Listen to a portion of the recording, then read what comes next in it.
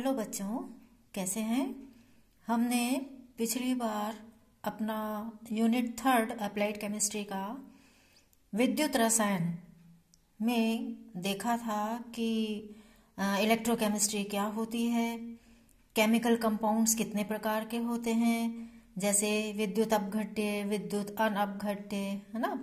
Degree of ionization क्या होता है, आयनीकरण, आयनन क्या होता है। अब उसका हम सेकंड पार्ट देखेंगे। परिभाषाएं हैं कुछ आपके कोर्स में, जैसे मोलरता, जिसको हम बोलते हैं मोलरिटी, मोललता यानी मोललिटी, एंड फॉर्मलता यानी फॉर्मलिटी। आज इनकी छोटी छोटी परिभाषाएं हम देखेंगे कि मोलरता क्या होती है, मोललता क्या होता है, फॉर्मलिटी यानी फॉर्मलता क्या होती है। तो इन सबको समझने के लिए हम पहले ये समझना है कि इसमें जो शब्द यूज होते हैं, जो टर्म्स यूज होती हैं, जैसे विलेय यानी सॉल्यूट। सॉल्यूट का मतलब क्या है कि वो पदार्थ जिसको हम घोलेंगे, जिसको हम डिसॉल्व करने जा रहे हैं। और सॉल्वेंट यानी विलायक, जिसमें घोलते हैं। जैसे कि हमने एग्जाम्पल दे लीजिए कि हमने नमक का विलयन बनाना है, तो उसमें नमक यानी सॉल्ट क्या हुआ, सॉल्यूट। एंड पानी में हमें घोल बनाना है, तो पानी क्या हुआ, सॉल्वेंट। ठीक है, तो सॉल्यूट एंड सॉल्वेंट दो टर्म्स यूज होती हैं, जो भी हम परिभाषाएं पढ़ेंगे।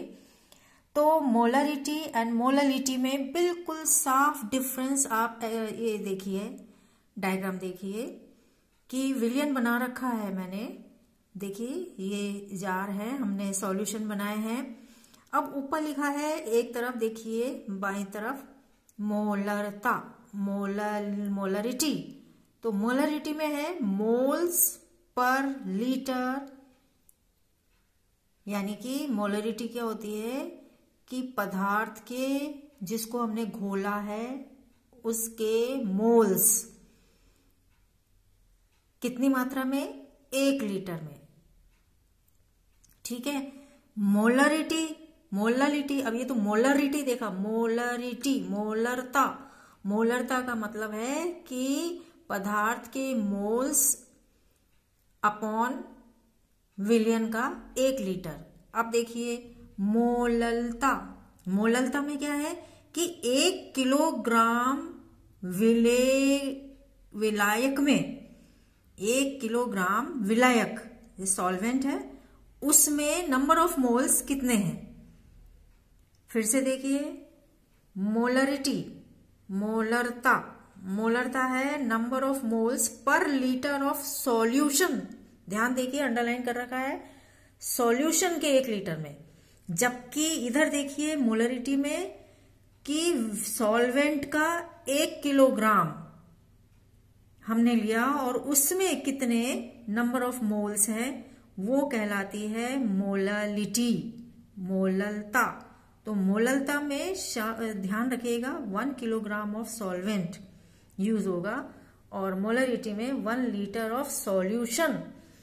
तो हम परिभाषा में जाएंगे। मोललता क्या है कि 1 किलोग्राम, देखिए मैंने रेड से टिक कर रखा है, ध्यान से देखिए, 1 किलोग्राम विलायक में उपस्थित विलेय, विलेय समझ गए आप कि जिनको हम घोल रहे हैं, जिन पदार्थ को हमें घोलना है, विलेय के मोल्स कितने हैं। ठीक है, 1 किलोग्राम विलायक में उपस्थित विलेय के मोल्स क्या होंगे, मोललता, मोललता। 1 kilogram of solvent, number of moles of solute present in 1 kilogram of solvent is called molality। ठीक है, फॉर्मूला। अब आपको फॉर्मूला देखना है, तो देखिए क्या है फॉर्मूला, सूत्र देखिए मोललिटी का, number of moles of solute upon weight of solvent. Weight किस में लेंगे अपन, किलोग्राम में। अब इसी तरह से एक शब्द और आता है आपका फॉर्मलिटी। फॉर्मलिटी यानी फॉर्मलता।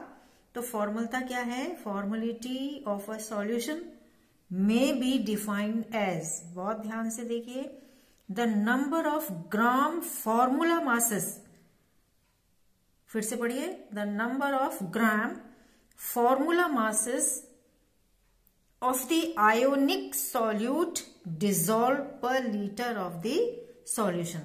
मतलब फॉर्मूलता क्या है कि जनरली जो आयोनिक सॉलिड होते हैं, आयनिक ठोस होते हैं, यानी ठोस रूप में ही आयंस के रूप में उपस्थित होते हैं, जैसे सोडियम क्लोराइड है, वो उसका अगर हम सॉलिड देखें, वो नमक अपने आप में ही आयंस के फॉर्म में, यानी Na+ और Cl-, इसी तरह से KCl भी आयंस फॉर्म में रहता है, जो कि अणुओं के रूप में नहीं रहते बल्कि आयंस के रूप में रहते हैं, की सांद्रता प्रदर्शित करती है। तो फॉर्मलता क्या प्रदर्शित करती है? आयनिक ठोस, ठीक है ना, आयनिक ठोस की सांद्रता बताती है। इसी पे जैसे देखिए सोडियम क्लोराइड है, sodium chloride, mass of sodium chloride फॉर्मूले में सोडियम का देखिए 23 और Cl होता है 35.5, तो टोटल हो गए 58.5, ठीक है। तो 58.5 को हमने 1 लीटर में अगर घोला है तो वो सांद्रता कहलाएगी, किसमें नापी जाएगी? फॉर्मलता, ठीक है। अब आप देखिए नॉर्मलता, number of gram equivalent weight of the solute. Equivalent weight यानी तुल्यांकी भार, 1 ग्राम तुल्यांक किसका? सॉल्यूट का, contained in 1 litre of solution. 1 litre विलियन में कितने ग्राम तुल्यांक कोई पदार्थ घुला हुआ है, तो वो N यानी नॉर्मलिटी कहलाएगी, नॉर्मलता कहलाएगी। तो हमने देखा मोललता, मोलरता, फॉर्मलता, है ना। अब आप जानिए तो वापस से कि जो N है नॉर्मलिटी है, यानी gram equivalent of solute upon volume of solution in 1 litre, weight upon equivalent weight into 1000 upon V ml, उसका आयतन का कितना है, हमने कितना लीटर लिया है।